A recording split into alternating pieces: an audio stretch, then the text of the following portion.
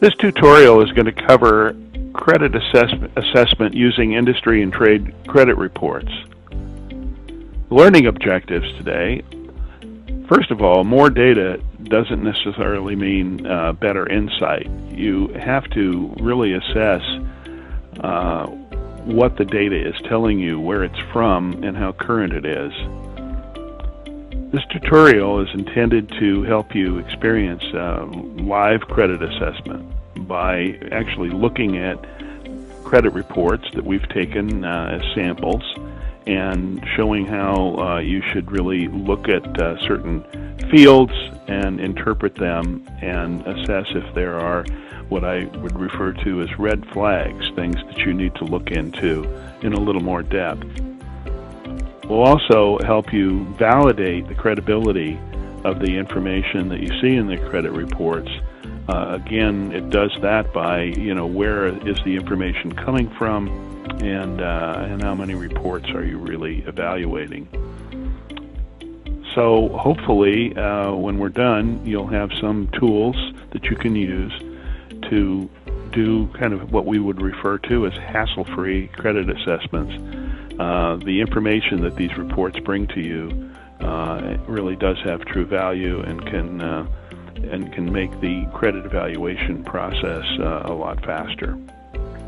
So the agenda today is looking at a high risk versus what could be interpreted as a low risk credit report, the reliability of these credit reports, understanding the role of technology in leveraging credit reports, and when and how to engage with the applicant based on what you are seeing. So the first thing we're going to do is look at higher versus lower risk credit reports. This is an example. These are actual examples of two companies, and you see the one on the left, there's really minimal concerns here. I would say in my years of evaluating credit, I've never seen a company where there wasn't something that you wanted to look into a little deeper, but there's minimal concerns. The other definitely has red flag concerns. The Equifax business risk score, the higher the score, the lower the risk. You can see that on the company on the left, it is 361 versus 339 on the company on the right. But as you're looking at this, keep in mind, look at the trade lines that are reporting that this score is based on. There's 10 on the minimal concerned company, and only 4 reports on the other. Are there trade creditors that just don't report that could be of value? So it's a red flag. You say, you know what, it looks like your company may have a high risk of paying slow or even going bankrupt over the next 12 months. I'd like to understand in a little more depth who you're trading with and what their experience has been. The Paydex score is a payment trend score.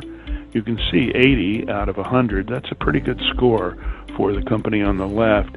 24 is very much concern on the company on the right.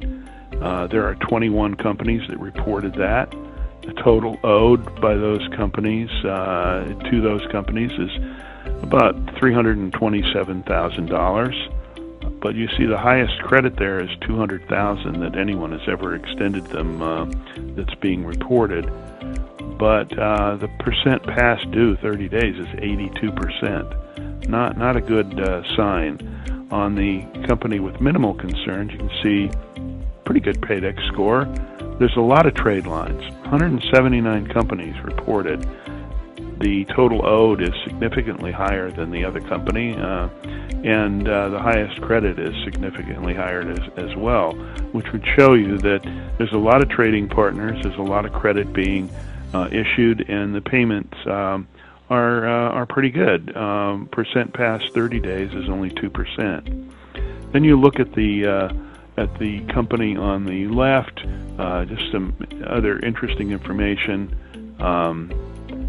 No judgments. There's 3 liens, which could be, you have to understand what those are. They could be very normal course of business liens, not necessarily negative at all. On the experience score, you check that out, and you also see quite a bit of disparity. On the left, there's quite a bit more trade lines reported than the company on the right. The balances are higher. The high credit is significantly higher, and you see the highest days beyond terms. DBT is days beyond terms. It's 3 days on the company on the left. It's 69 days, the company on the right. So really a concern. And look at the consistency between the bureaus. We go to the Ansonia Bureau, their risk score is quite good on the company on the left. It is quite concerning company on the right. And the number of companies reporting for Ansonia is a little less, but it's double for the company on the left and the one on the right. But it does give you a good indicator and a point of comparison. Their average days to pay for Ansonia is 33 days, not too bad. The average days to pay for the other company is almost double that. So as you're looking at this, you can see as a point of comparison, there's one company looks pretty good, maybe I have some questions to ask. The other company, wow, there's a real problem, because if I start selling to them and number one, they're a high risk of default in the next 12 months, and there's a very high risk and I'm going to be paid slow, I need to come up with some game plan if I'm going to sell to them to control my credit line, control my risk, and also impact my collection policy with a company like this. And I may consider the need for some form of collateral if I want to deal with a company like that.